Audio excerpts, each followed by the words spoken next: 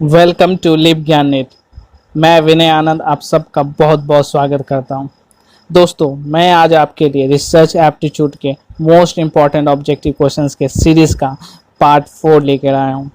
और दोस्तों, मैं आज आप सबको बहुत बहुत थैंक यू कहना चाहता हूं, क्योंकि आज ये जो हमारा चैनल है, ये जो हमारा कम्युनिटी है, ये आज 100 से भी अधिक लोगों का हो चुका है। सो आप सबको very very big thank you. दोस्तों, जब तक मैं अपने क्वेश्चन पे आता हूं तो आप इस चैनल को सब्सक्राइब करना ना भूलें। तो चलिए शुरू करते हैं और आते हैं हम अपने पहले क्वेश्चंस पर। दोस्तों, हमारा पहला क्वेश्चन है, the process not needed in experimental research is. Experimental research में इसमें से कौन सा प्रोसेस है जो ज़रूरत नहीं है, जिसकी ज़रूरत नहीं है? क्या वो कंट्रोलिंग करना, क्या वो ऑब्जर्वेशन करना है, क्या मैनिपुलेशन करना है, या रेफरेंस कलेक्शन करना है? तो दोस्तों, मैंने पहले भी आपको बता चुका हूँ एक्सपेरिमेंटल रिसर्च क्या होता है। एक्सपेरिमेंटल रिसर्च, जिसे कॉज एंड इफेक्ट रिसर्च भी कहते हैं, इसमें क्या होता है, वेरिएबल होता, और इस वेरिएबल को ही हम लोग ऑब्जर्व करते हैं, कंट्रोल करते हैं, इस पर मैनिपुलेट करते हैं, और इसका क्या इफेक्ट होता है उसी को तो हम देखते हैं। वही तो हमारा एक्सपेरिमेंटल रिसर्च होता है। So right answer is D, reference collection. ये है जो हम एक्सपेरिमेंटल रिसर्च में नहीं करते हैं। चलिए अपने नेक्स्ट क्वेश्चन पर आते हैं। नेक्स्ट क्वेश्चन है, 9 years old children are taller than 7 years old ones। एक 9 साल का बच्चा है, वो 7 साल के बच्चे से लंबा है। ये किस तरह का एग्जाम्पल है? ये किस तरह का स्टडी का एग्जाम्पल है? क्या ये वर्टिकल स्टडी है, क्या ये क्रॉस सेक्शनल स्टडी है, एक्सपेरिमेंटल स्टडी है, या केस स्टडी है? तो दोस्तों, मैंने आपको पहले बताया था लॉन्गिट्यूडनल स्टडी के बारे में। लॉन्गिट्यूडनल स्टडी के बारे में मैंने बताया था कि आप किसी एक सैंपल को लेते हो और उस सैंपल को लेकर आप उसको लंबे समय तक ऑब्जर्वेशन करके आप उसके देखते हो कि उस पर क्या इफेक्ट पड़ा। वो हमारा लॉन्गिट्यूडनल स्टडी हुआ करता था। और आज मैं आपको बताऊंगा क्रॉस सेक्शनल स्टडी क्या होता है। तो क्रॉस सेक्शनल स्टडी में क्या करते हैं, एक सैंपल को लेते हैं और उस सैंपल को लेकर लंबे समय तक उस पर ऑब्जर्वेशन नहीं किया जाता है। उस पर किया जाता है, उस सैंपल को लेके किसी दूसरे सैंपल के साथ कंपेयर किया जाता है, उसका तुलना किया जाता है और उससे रिजल्ट निकाला जाता है। वो हमारा क्रॉस सेक्शनल स्टडी होता है। और यहाँ पर क्वेश्चन में करा कि एक 9 साल का जो बच्चा है वो 7 साल के बच्चे से लंबा है, यानी एक सैंपल को दूसरे सैंपल से कंपेयर करके देखा जा रहा है। तो इस तरह का जो कंपेयर करके देखना हुआ एक सैंपल को दूसरे सैंपल से, उसी को हम लोग क्रॉस सेक्शनल स्टडी कहते हैं। So right answer is B, cross sectional study. दोस्तों, यहाँ पर ये एक इंसान है, उस पर क्या किया जाएगा, जब लॉन्ग टर्म तक के लिए स्टडी किया जाएगा, वो हमारा लॉन्गिट्यूडनल स्टडी होगा। और जब दो सैंपल को लेकर उस सैंपल को आपस में कंपेयर किया जाएगा तो वो होगा क्रॉस सेक्शनल स्टडी। दोस्तों, मैं एग्जांपल लेता हूँ। मान लो एक आपको रिसर्च करना है कि जो जॉगिंग करते हैं, जो जॉगर्स हैं, उनका कोलेस्ट्रॉल लेवल पर क्या इफेक्ट पड़ता है। कोलेस्ट्रॉल लेवल उनका ज़्यादा होता है या कम होता है? तो आप मान लो 30 से 40 के बीच के एज का ग्रुप ले लिया, उसके बीच में आपने एक सैंपल को लिया और एक सैंपल को लेकर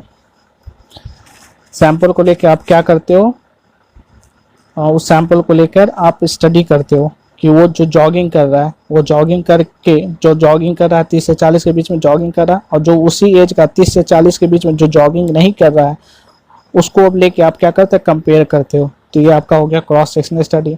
अब वही 30 से 40 के बीच के एक सैंपल को लेकर आप उसको लंबे समय तक स्टडी करते हो कि जब वो जॉगिंग नहीं कर रहा था तब उसका कोलेस्ट्रॉल लेवल क्या था, अब जब जॉगिंग करने लगा लंबे समय तब उसका कोलेस्ट्रॉल लेवल क्या हो गया।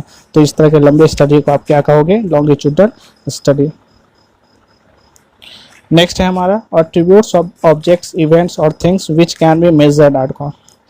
जो भी एट्रीब्यूट्स ऑफ ऑब्जेक्ट्स है, जो भी इवेंट्स है, जो भी थिंग्स है, उसको जब मेजर करते हैं तो उस मेजर को हम लोग क्या कहते हैं, डेटा कहते हैं, क्वालिटेटिव मेजर कहते हैं, वेरिएबल से कहते हैं, या इनमें से कोई नहीं।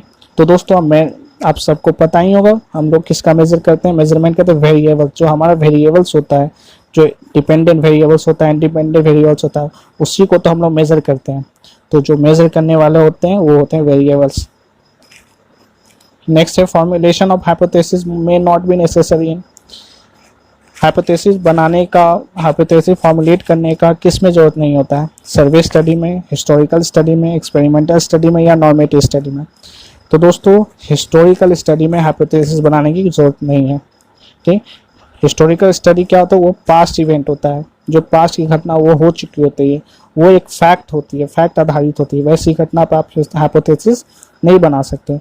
जैसे अगर भारत 15 अगस्त 1947 को आज़ाद हुआ तो ये एक फैक्ट की बात है, आप उस पर हाइपोथेसिस नहीं बना सकते कि ये 14 अगस्त को ही हो गया या 13 अगस्त को ही हो गया। ठीक, हेमू मारा गया, युद्ध में मारा गया, अकबर के द्वारा मारा गया, तो आप उसमें एजम्पशन नहीं लगा सकते, हाइपोथेसिस नहीं बना सकते कि वो मारा नहीं गया, वो बीमारी से मर गया। तो ये सब जो हिस्टोरिकल बातें हैं, जो फैक्ट वाली बातें, जो घट चुकी बातें हैं, उस पर हाइपोथेसिस नहीं बनाया जा सकता है। नेक्स्ट है, who is regarded the father of scientific social survey? Father of scientific social survey किन्हें कहा जाता है? बेस्ट को, बूथ को, डार्विन को या नन ऑफ दिस? तो फादर ऑफ साइंटिफिक सोशल सर्वे कहा जाता है, बूथ को कहा जाता है। ये जो बूथ है, इनका पूरा नाम है चार्ल्स बूथ। इनका जन्म हुआ था 30 मार्च 1840 को हुआ था। नेक्स्ट बढ़ते हैं। नेक्स्ट क्वेश्चन हमारा है, researcher wants to study the future of Congress in India, for the study which tool is appropriate for him? एक रिसर्चर चाहता है कि वो कांग्रेस का फ्यूचर जानना चाहता है, इंडिया में क्या होगा, उस पर वो स्टडी करना चाहता है। वो किस तरह का टूल का यूज़ करेगा? क्वेश्चनर मेथड यूज़ करेगा, रेटिंग स्केल यूज़ करेगा, इंटरव्यू करेगा या शेड्यूल करेगा? तो दोस्तों इंटरव्यू, अगर वो इंटरव्यू करता है तो इंटरव्यू में क्या होता है? ये इंटरव्यू होता है, ये ओरली होता है, और एक इंटरव्यूअर को, एक इंटरव्यू लेने वाले को अपने रिस्पोंडेंट के पास जाना होगा और उससे बातें करनी ओरली होगा, और ये एक छोटे पॉपुलेशन को रिप्रेजेंट करेगा। अगर वो शेड्यूल करेगा तो शेड्यूल में वो क्वेश्चन तैयार करेगा और उस क्वेश्चन के लिए, आंसर के लिए खाली स्थान, फिल इन द ब्लैंक छोड़ देगा और उसमें वो आंसर भरेगा। और वो आंसर भरेगा तो चूंकि बहुत सारे पॉपुलेशन को लेकर ये रिसर्च करना पड़ेगा या स्टडी करना पड़ेगा, तो सभी लोग का आंसर अलग अलग होगा, तो उसको मैच करने में काफ़ी मुश्किल आएगी। अगर वो क्वेश्चनायर करता है तो क्वेश्चनायर में उसको क्या करेगा? वो क्वेश्चन लिख देगा और उसका कुछ ऑप्शंस दे देगा, 4 या 5 ऑप्शन दे देगा और उसमें वो उसको टिक करने करेगा। तो ये सबसे बेस्ट मेथड होगा, क्योंकि इसमें वो देख पाएगा कि मैचिंग करना उसको आसान हो जाएगा, सभी लोग का आंसर को मैच करना आसान हो जाएगा। अगर वो रेटिंग स्केल करेगा तो रेटिंग स्केल में उसको सही पता नहीं चल पाएगा आखिर कांग्रेस का फ्यूचर क्या है। वह या तो 5 स्टार दे के रेटिंग कर ले या 1 to 10 दे के रेटिंग कर ले, तो उससे भी पता नहीं चलेगा। तो सबसे जो बेस्ट मेथड होगा वो क्या होगा? क्वेश्चनायर मेथड होगा। So right answer is A, questionnaire. Next देखते हैं अपने क्वेश्चन पर। If a researcher is studying the effect of using laptops in his classroom to ascertain their medicine worth, he is likely to conduct which type of research? एक researcher study करना चाहता है कि अगर क्लासरूम में laptop दे दिया गया, laptop use करने के लिए दे दिया गया, तो ये उनके लिए मेरिट होगा या वर्दी होगा, उसको देखने के लिए जो रिसर्च किया जाएगा, जो स्टडी किया जाएगा, वो कैसा स्टडी होगा, कैसा रिसर्च होगा, बेसिक होगा, अप्लाइड एप्लीकेशन होगा, एक्सपेरिमेंटल होगा। तो दोस्तों ये क्या होगा? एक्सपेरिमेंटल होगा। एक्सपेरिमेंटल रिसर्च किया जाएगा, एक्सपेरिमेंट करके देखा जा रहा है कि लैपटॉप क्लासरूम में दिए जाने से बच्चों में मेरिट की क्षमता बढ़ती है या घटती है, उसको देखने के लिए एक्सपेरिमेंट किया। तो right answer is D, experimental research. Next है, while writing research report a researcher, जब एक रिसर्चर रिपोर्ट तैयार करता है, रिसर्च रिपोर्ट तैयार करता है, तो उसको क्या क्या बातें ध्यान रखनी चाहिए? First, must arrange it in logical, topical and chronological order. तो बिल्कुल सही है, एक रिसर्च रिपोर्ट तैयार करने के समय, लिखने के समय में वो रिसर्च रिपोर्ट एक लॉजिकल वे में, एक क्रोनोलॉजिकल ऑर्डर में होना चाहिए। Must not use the numerical figure, बिल्कुल सही है, किसी भी तरह के न्यूमेरिकल फिगर का यूज़ नहीं किया जाना चाहिए at the beginning of sentence के बिगिनिंग में किसी भी नंबर्स का यूज़ नहीं करना चाहिए। थर्ड है, must compare his result with those of other study, और उसको अपने स्टडी को, अपने रिसर्च रिपोर्ट को दूसरे स्टडी जो अब पहले हो चुके हैं उससे कंपेयर करके देखना चाहिए अपने रिजल्ट्स को। तो all of the above is the right answer.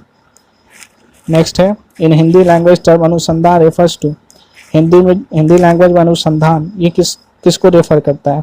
Follower of an aim, praying of an aim, attain the aim, become goal oriented. तो दोस्तों अनुसंधान मीन्स रिसर्च, अनुसंधान रिसर्च है, तो इसमें क्या किया था, एक हमारा एम होता है, ये हमारा एक गोल होता है रिसर्च में, उस गोल को फॉलो करने के लिए ही अनुसंधान किया जाता है। तो right answer is A, follower of the aim. Next है the factual aims are most important. जो फैक्चुअल एम्स है वो बहुत ही इंपॉर्टेंट रखते हैं, किस में, हिस्टोरिकल रिसर्च में, बिहेवियरल रिसर्च में, थियोरेटिकल रिसर्च में, या फिलोसफिकल रिसर्च में। तो दोस्तों मैंने बताया पहले ही, फैक्चुअल जो एम्स होते हैं, फैक्चुअल जो फैक्ट्स होते हैं, जो फैक्ट पर आधारित होते हैं, जो पास्ट इवेंट होते हैं, जो फैक्ट्स पर आधारित होते हैं, और उस तरह के रिसर्च को कहते हैं हम लोग हिस्टोरिकल रिसर्च कहते हैं। ये जो वेशमा थे उन्होंने एक डिफिनेशन दिया था हिस्टोरिकल रिसर्च का। Historical research in this way it is process of critical inquiry into past events in order to produce an accurate description and interpretation of those event. जो हिस्टोरिकल रिसर्च किया जाता है वो past events को inquiry करने की किया जाता है कि क्या वो कितने सत्य थे, उसको उसके एक्यूरेसी को जानने के लिए, उसको डिस्क्राइब करने के लिए ही इस तरह के हिस्टोरिकल रिसर्च को किया जाता है। नेक्स्ट बढ़ते हैं। So thank you all of you. अगर ये आपको वीडियो अच्छा लगा तो इसको सब्सक्राइब कीजिएगा, इसको लाइक कीजिएगा और शेयर कीजिएगा। और दोस्तों जैसे मैंने शुरू में आपको बताया, मैं एक अनाउंसमेंट करने जा रहा हूँ।